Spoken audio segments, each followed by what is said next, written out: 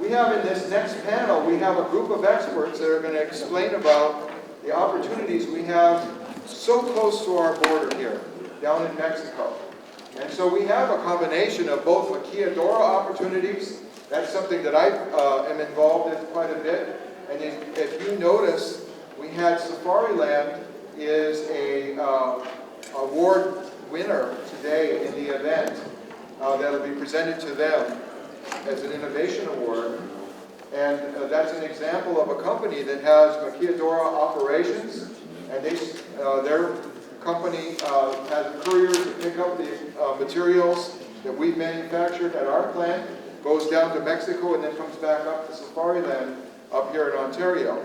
So we have great examples of these programs that are working. I have supplied to these plants down in Mexico for years and years and years. I find that it's a very good business for us, and it's a great opportunity for the Inland Empire because of our close location to the Mexican border. We're going to lead this off with Elizabeth Nguyen, who is going to talk about the opportunities for selling manufactured products down into Mexico. And Elizabeth, we saw her in a slightly different role in our last meeting, or our last event here, but you have to realize there's a lot of overlap, and there's a lot of opportunity, and it also shows the depth and experience of our panelists in the sense of that they can discuss these different subjects. Elizabeth. Yes, we are encouraging you to pursue international markets, and I just want to let you know, if you're not already aware of the Baja Mexico sector here, it's a few hours away. It's an $11 billion industrial sector. There are 1,000 plus multinational and national companies with active operations. And that's what we're going to be reviewing, is just introduce you to some of these opportunities that are here nearby. And it's applicable for both manufacturers with and without products. So here, the whole focus, again, is we're growing. Do we want access to customers? Do we want to expand sales? Do we want to increase profit, which of course you all do? This is something we want to consider. I mentioned earlier, and I'll mention again, the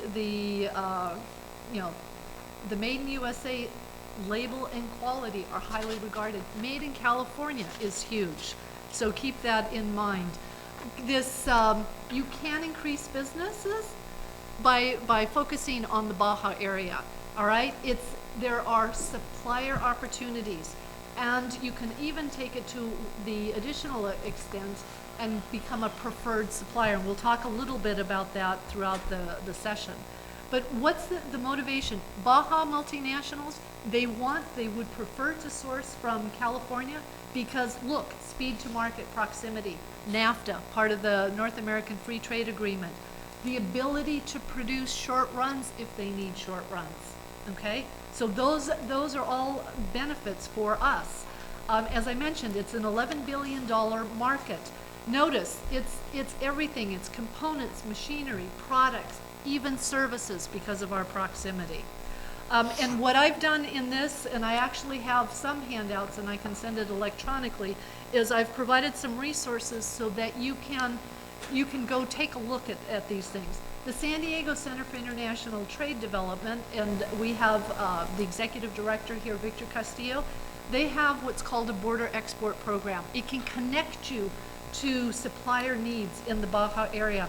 I encourage you to take a look at this. If you want to get an idea of some of the products, and it's just a small snapshot, but there are 6 in this website. There are at least 6 companies looking for products. And there's DJO Global, there's Medtronic. I'll show you a great batch. You can take a look. You can browse what they're looking for. And it's, as I said, it's plastic injection molding, it's specific products, it's metals. It could be any number of things because there could be additional opportunities. In the Baja sector, the top 5 sectors are aerospace, automotive, electronics, medical device, metal, and machinery. Okay, there are a lot of other sectors, but these are key sectors. The aerospace, there are at least 50 companies with active operations. Mexico, I just learned, is the #9 global supplier of aerospace products. Medical, they have 67 companies that are looking for products. These are some of the shows that are upcoming. If you're interested, you want to walk it, Mexicali Supply, it's interesting. They have 500 plus companies, national and international companies with manufacturing and assembly operations utilizing over 350 million in parts and components. That's opportunity for you. You can walk the show and see if there's opportunity there. Mexport is coming up in April. Baja Mac, I actually participated in a trade mission. We had 7 companies go, and actually one of the companies was so amazed by the opportunity. They had done a little bit of business in Baja, but didn't realize the number of medical manufacturers that they actually went 2 weeks later to participate in this Med Summit, and then the Baja Aerospace. Now those just happened in November, but I give that to you so you can take a look and at least look at those websites. You'll see some of the companies. Honeywell just expanded in the Mexicali area.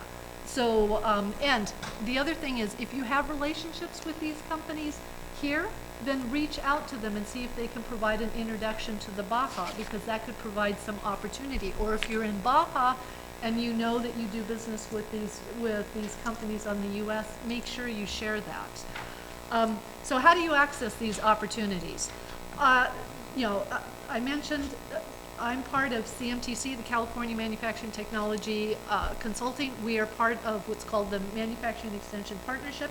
Our sole focus is to help small and medium-sized manufacturers strengthen their capabilities. I facilitate a program called Export Tech, which helps you to position for the exporting. I mentioned the San Diego Center for International Trade Development. Take a look at that the border export program.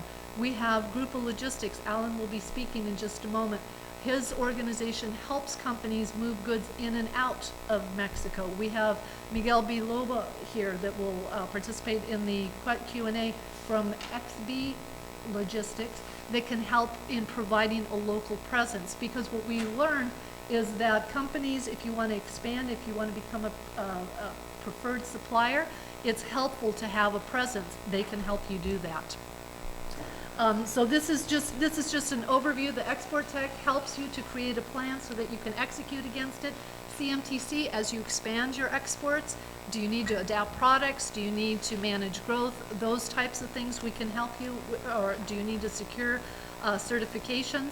The San Diego Center for International Trade Development, once they determine that there's opportunity, they're actually tied to some of the clusters. I know the medical cluster, the aerospace cluster.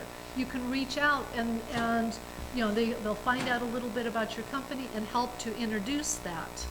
Okay, Grupo Logistics, and Alan will talk about what he does. Very interesting, XB Logistics, again, providing that presence. You have a team of resources here that can help you. You just need to find out what's the opportunity, how to get connected, and then how to support that. So building into the future. There again, it does take a commitment. It integrates a lot of different players within your company, so that's important. Communication. How do we make it easy? If we decide that Baja is a market, and once you start in Baja, you can expand into Mexico, and then you can expand to Panama, Latin America, and the world. So, but it's an easy first step. Canada and Mexico are easy first entry into global markets for us. Once you decide you're going to do this, you do need that export plan, okay? It's a roadmap. It helps you know where you're going, how you're going to get there, how to minimize your risk, to get you more prepared to respond proactively, because these companies are looking to do business with you because you have something unique. We need to respond by being able to deliver and meet their needs. And that also becomes your competitive advantage. So this is just an overview of the Export Tech. As I said, it provides a strategic focus, which a lot of companies don't know how to get started. We help you create that actionable export plan, and then we help you build the business. So if you have additional production capacity, you're looking to expand, Baja is 2 hours here, 2, 3, 4 hours. There's a lot of opportunity. I actually, when I was in Tijuana in October, I had heard that there's a lot of need. They would prefer to do business with California companies because of the proximity. They have tremendous difficulty tying into that. It's a resource. Let us help you. Super. Well, thank you so much for that presentation, Elizabeth. And I'm hoping is that all of you come up after the meeting, get your Elizabeth's card, and set up an appointment for her to be talking about her types of opportunities that she can show you with her training and so forth. I'm having to move this right along. We're going to go from speaker to speaker. At the end, we'll have some questions.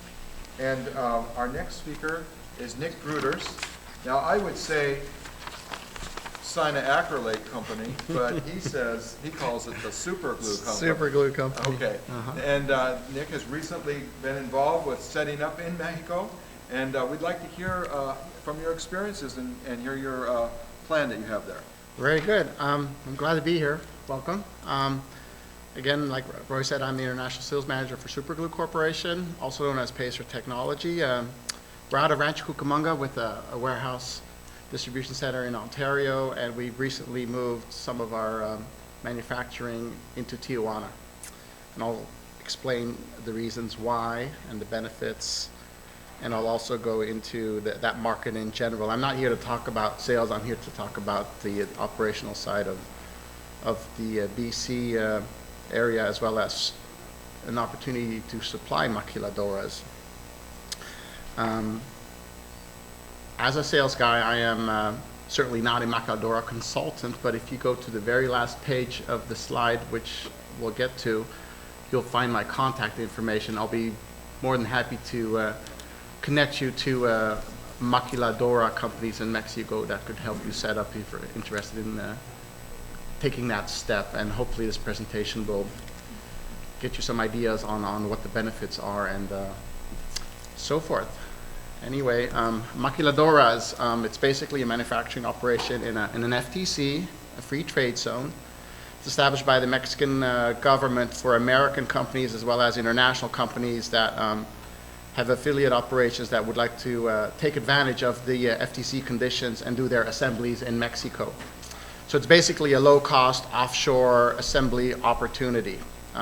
It's very huge. There's about at least 3,000 maquiladoras currently operating in Mexico along a 2,000-mile border, and it employs well over 1 million people.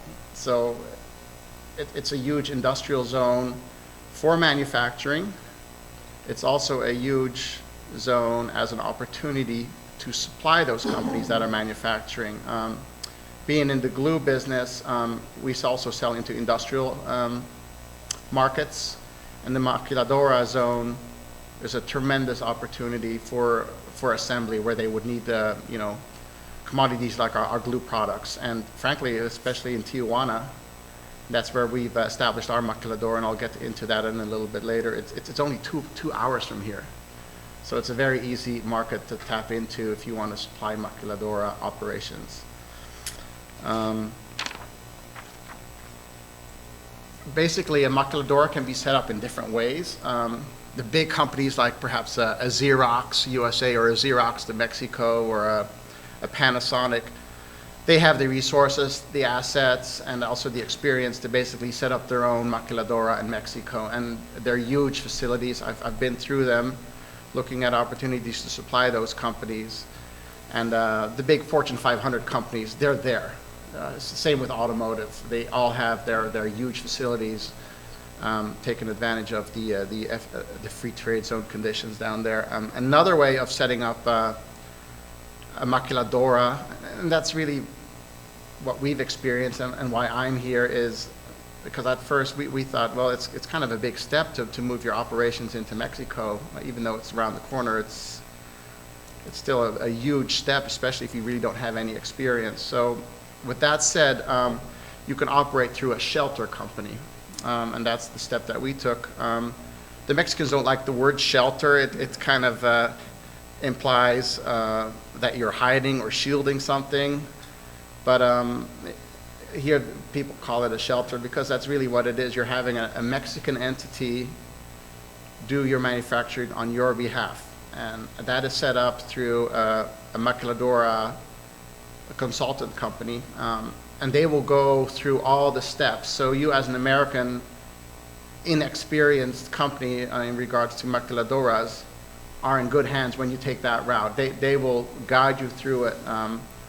that's what we've done. And they'll even establish, HR, all the Mexican tax conditions, everything that needs to be handled in that respect is all taken care of by such a company that operates the shelter for you. So those are kind of the differences between the two. It could be a fully owned subsidiary, or it could be done through an intermediary, and that's what a lot of smaller companies do, and we've taken that step. There's even companies that do shelter operations on a short term.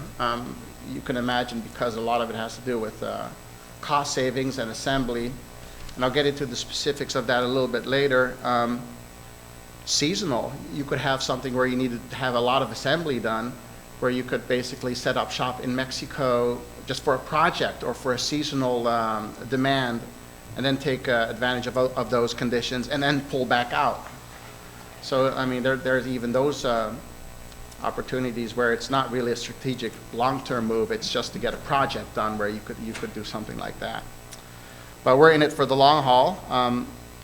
Like I said, we're in Rancho with an office in Ontario. Our facility is in Tijuana, and we set it up 3 months ago. So we're a relatively newcomer in that market, so we don't have that much experience with it, but it's been a smart move for us, and I'll explain a little bit about that in a second. So basically, the definitions of a maquiladora: it's a program that entitles a company to foreign investment, participation in capital, and the management of up to 100% without the need of any special authorization. And secondly, it entitles the company to special customs treatment, allowing duty-free temporary imports of machinery, equipment, parts and materials, and administrative equipment such as computers, communication devices, subject only to posting a bond guaranteeing that such goods will not remain in Mexico permanently. So everything that we take into Mexico must come back out. That is one of the conditions to operate a maquiladora.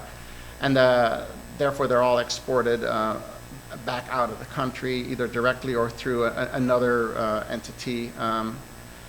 Basically, it could be anything varying from simple assembly of parts. It could be from start to finish. It could be a combination of manufacturing, as well as sorting, data processing, packaging. It says it right there, sorting coupons. I mean, there's all kinds of different activities that maquiladoras can help you with, and a lot of companies are taking advantage of the maquiladora conditions. So it's just something to look at. The company that we established through a shelter in Mexico is called Superglue MX, and that's of course for Mexico. Why Mexico? Superglue, and we do many other products too, but a lot of our products are perceived as commodities. Of course, I'm a sales guy, so in my case, I would say, we have the best quality. There's no such thing as but bottom line, it's all about cost. Especially on the international side, where I'm most active in with the sales, they all talk about price, price, price. What's your bottom price? So with that said, the climate in California to continue manufacturing just became harder and harder, especially since we're a chemical company. You've got all these conditions that you have to adhere to. You've got the CARB, Clean Air Act, the not so corporate friendly tax laws, Affordable Care Act. There's a lot of different things that we have to look at, is it sustainable to stay in California as a chemical company? So we looked at other areas, perhaps move the facility to Texas or Kentucky, New York, and even those states were coming to us. We'll gladly bring you over here with a whole bunch of incentives and start up shop over there. A lot of the key people didn't want to leave California. We've been in California since day one. The company was established in 1975, been in Southern California since '89, originally in the Silicon Valley, which became too expensive. Then we moved to Inland Empire. Now that's kind of becoming a cost issue for us, and because of cost control and commodity reasons too. A big part of what we sell to goes into like the 99-cent store chains, where everything is, you know, they look at price and the competitive edge. So we took the big step and we went ahead and jumped into Mexico. What it does also allow is production flexibility to operate in Mexico, because in the U.S., with the labor and just the way we manufacture, it's a lot longer production runs. In Mexico, we have the flexibility for much shorter runs, which allows us to basically service our customers a lot better with less larger volume demands. So that's really been very helpful for us. The facility in Mexico is very large. It's much larger than we have here, so that's been a plus. If you're looking at facilities in Mexico, you'll be surprised to see how nice the facilities are that you could have access to if you want to take the step to move your manufacturing into Mexico. The other thing is, obviously I touched on that, is it's only 2 hours from here. So we have U.S. staff people that go in and out of Mexico all the time to help with the process. We hire locally, of course, again through the shelter company that screens, hires, does all the contracts. So from an HR perspective, it's in very capable hands, because they know how to run a shelter maquiladora for a U.S. company. So that's been a very good experience for us. Being in sales, this is something I do have to bring up too, is we sell internationally to about 65 countries. One of the benefits for us as a U.S. company to sell into the international markets is, and Elizabeth touched on that a little bit too, is the made in USA origin. I mean, that gets people's attention because that's basically a quality statement. So we've had customers say, well, if you're moving your operations to Mexico, is it now going to say made in Mexico on your products? Is that, you know, some people had some concerns with, you know, is that going to be something that could affect the demand? Fortunately for us, a lot of the products that we actually fill and assemble in Mexico have U.S. chemicals inside them. So it's basically only, for the most part, a packaging operation. So in that respect, we can still maintain the Made in USA label. So that diffused some concerns with some customers that, you know, we're just using Mexican labor, and that would, you know, still make the product a U.S. product for re-entry and sales into the U.S. as well as into other markets where they're looking for American products. They're not per se looking for Mexican products. We do sell about 25% of our international sales into Mexico. This move has been a benefit for us, as the products, even though they need to re-exit Mexico, we don't ship them back to our warehouse in the U.S. We just ship them to the broker at the border, and then it re-enters. So the cargo takes a 6-mile drive to the border. It gets the U.S. Customs stamp of approval and re-enters Mexico. So that's made it a lot more attractive for Mexican customers to get their goods faster, less freight cost, and frankly better service, while still maintaining the Made in USA statement on certain products. So it's been a win-win in that respect. So it's been an interesting experience on the operations side. Like I said, again, on the supplier side, it's a huge opportunity. There's people here in the audience that might not even be interested in setting up shop in Mexico, but more into, you know, exporting in general, and which markets. Mexico is probably the easiest markets to enter from SoCal, and the interior is obviously very huge, but if you just want to start at the border, the maquiladora markets have enormous potential for American products because there's so much assembly in that part of the world. Just a quick overview. This is the facility on the outside. Empty shell, 77,000 square feet, and here's some of the equipment that we put in. It's state of the art. No concerns there. If you want a nice facility in Mexico, it's available. A little bit of warehouse racking in the back. The whole building was reconfigured to what we had in mind, and they're very capable also with in that respect, getting the building up to par with what your needs are. And that's basically what I have to share with you today on going into Mexico with manufacturing. Any questions? Right. Well, thank you very much. Nice to hear a good successful story. So far, yeah, three months and counting. So Very we're nice. newcomers, All right. but All right. it's been good. And then Alan's going to move over there, and Elizabeth, could you make sure that Alan's presentation comes up on that? As they're doing this shift, and we were talking, I'll just tell you a little story. We were just talking about made in Mexico, made in the U.S. So I was recently in China, and in China, I was at a fabric location where they made all different types of dresses. I was on a trip that was government sponsored over by the Chinese. And I always try and buy a present for my wife. That's a good idea, by the way. And so I'm over there and I'm looking at this stuff. I want to buy a nice, some fabric or a dress and in China. And I said, but I want it to say made in China because that's where I'm at. And they said to the translator, oh, Mr. Paulson, we're so sorry. We have every label for every country except for China. They'll put any label you want on the product. But they didn't have one made in China.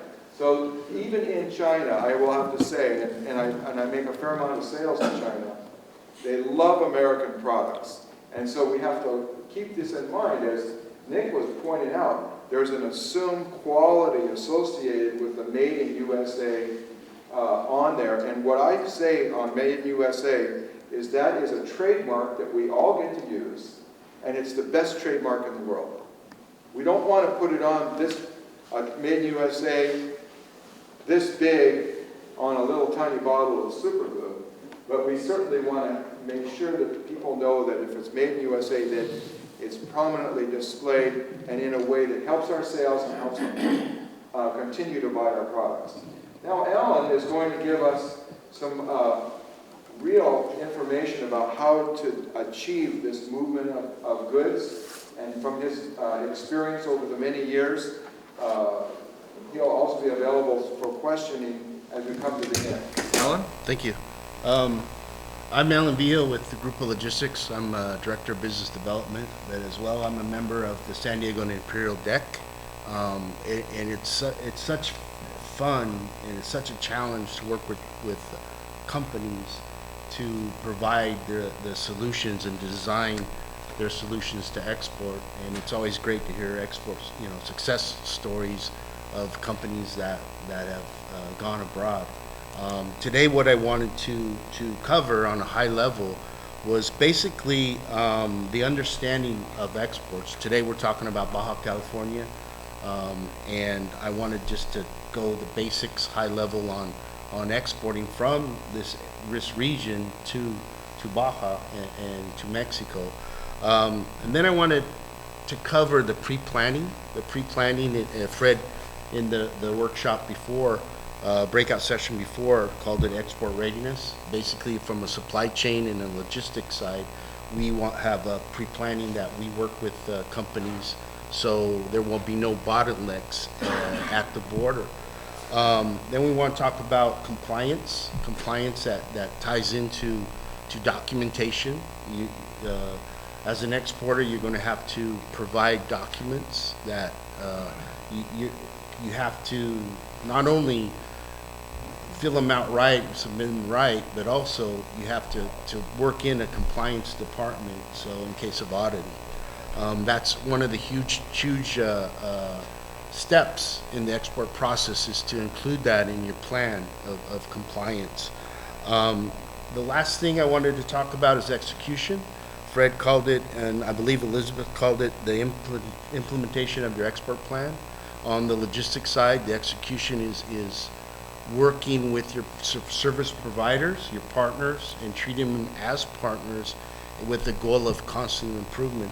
I know Roy once said that his best friend is his freight forwarder, and you have to keep, you know, your freight forwarder as your best friend, and to eliminate any bottlenecks that you have at the border. Elizabeth said 2 to 4 hours. Nick said 2 to 4 hours from here to the border to Tijuana, Mexicali. And from a supply chain standpoint, usually you talk about transit times, and in this case, transit times in days. But in this case, we're talking transit times in hours. So what I wanted to show you is how you pre-plan, how you make the whole process so streamlined that you can measure in instead of days, in actual hours to feed the maquiladores, to feed the EMEXs and the manufacturers in Mexico. These are the main ports of entry by land. 80% of the goods over the road go through Laredo, Texas. Today we're going to talk about San Diego, Mexicali, or Calexico from Mexicali. The main ports by sea are Manzanillo and Lázaro Cárdenas in the west, Altamira and Veracruz in the east, and right now a big increase in imports is the port of Ensenada, which is only 2.5 hours from Tijuana. As far as the airports, the main ones are Mexico City, Toluca, Guadalajara, and Monterrey, but also the increase in volume in the airport of Tijuana also. From the transportation flow, transportation to the border, you have the freight forwarding warehouses on the U.S. side. You have the border drayage of actually moving the products through customs, and you have any Mexican transportation if you need to go farther into the Mexico, into the region. Usually the drayage companies can deliver to maquiladores or to destinations in Tijuana. And then you have door-to-door operations. I'll talk about that. The key of this is to know your cost. Know your cost of each one of these steps. Work with your providers to improve the time. Know the time and to improve the times, but also knowing the net landed costs, like it gets to the border. You need to know who pays what on the U.S. side and what costs are on the Mexican side, so you actually know what your actual net landed costs are, either at the border or at delivered in Mexico. And that goes as far as your Incoterms, just to make sure you have that cover on who's going to import, who's going to pay what. One of the big questions I always get from companies is that they sell to Mexico, landed in Mexico. In Mexico, you need somebody to be the importer of record, and so that's always a bottleneck. Is you need somebody to do the import on the Mexican side. Item classification is part of pre-planning. This is probably the biggest step in your whole export process. In Mexico, we use 8 digits as a harmonized code. In the United States, we use 10, and I believe in Canada it's 12. The first 6 are usually the same, or should be the same on the harmonized code on the first 6 digits, and that goes hand in hand with your NAFTA certificate on what you're going to put on your NAFTA certificate. That is probably the biggest process that you should do right off the bat, is item classification, and build a database of all your part numbers and country of origin and requirements by country of the requirements that they're country specific. So in this case, Mexico, once you know the item classification and the harmonized tariff code for Mexico, you know your import requirements. There's different import requirements for manufacturers, different import requirements for retail. In this case, Nick's company has to comply to both, really, because a lot of his end consumers are retail. So a lot of Spanish packaging has to be done at manufacturing level. On the commercial side, not so much, because it's bulk and it's an end consumer. You're going to use that product itself. Work with your custom brokers on this, and That way you have no surprises. You know what the requirements are before you actually even ship. The second thing, I think not really a lot of U.S. companies know what a Diario Oficial is for Mexico. Basically, that's published every morning, and that has all the changes that are going to affect for either importing products or exporting products. This is the first thing that we read every morning, so that way we know what's going to go into effect, so we can tell our clients. Today there was one where it's going to be a quota on a price change on sulfuric ammonia or something like that. So we have clients that we import that product, so we need to tell them that of that change now before it goes into effect, and they have products at the border that are affected by it. The item of classifications, once you know that for Mexico, it'll tell you the different requirements. See, these are some of the ones that are most common: the textiles, the synthetic leather, electronics, food and beverage, paints, perfume, toys, oils, and domestic cleaning products. Seems like those are the ones that drive on the import side. The documentation's basically documentation of commercial commercial invoice that the exporter has to provide. What that does is basically helps, it's required on the Mexican pedimento. This is another document that U.S. companies don't really know about, but should understand what a pedimento is. And basically that is the official import document or export document from the Mexican government at Mexican customs. And what it does is it flips that commercial invoice into the Mexico requirements. It'll tell you the exporter record, the importer record. It'll tell you the exchange rate of the day, your pesos to dollar.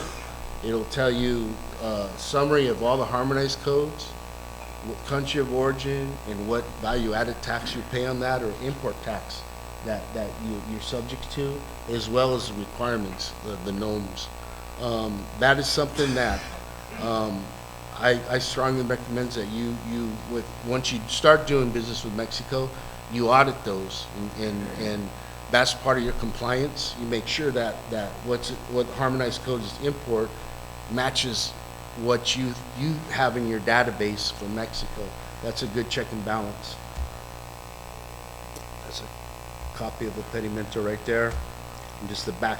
And you're going to get a backup of the commercial invoice and any documents that go with the pedimento. More required documentation, just like U.S. has with USDA, FDA, and even UL. That applies in Mexico also. They have a division that is matched with that. So once again, knowing your harmonized code for Mexico, it tells you what organization is going to put the guidelines for that importation.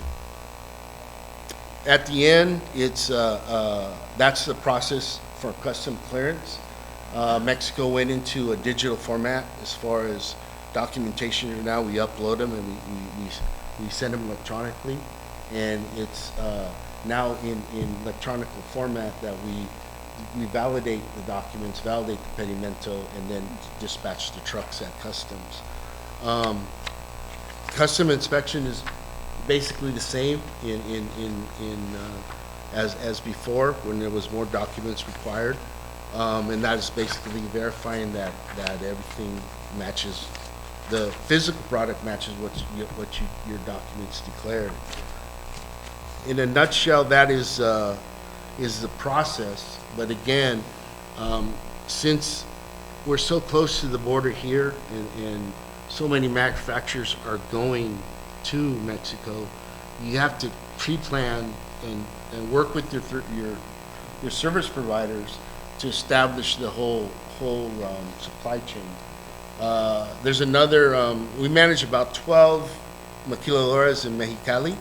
There's a push now to move the inventory even closer to the plant. For example, Toyota is going to a third shift, so a lot of the suppliers are bringing inventory down closer to the plant, and I know Miguel's going to talk about that, being local presence. And that's something that, again, know the cost, but the benefits is that you're gonna constantly provide the plant to produce more.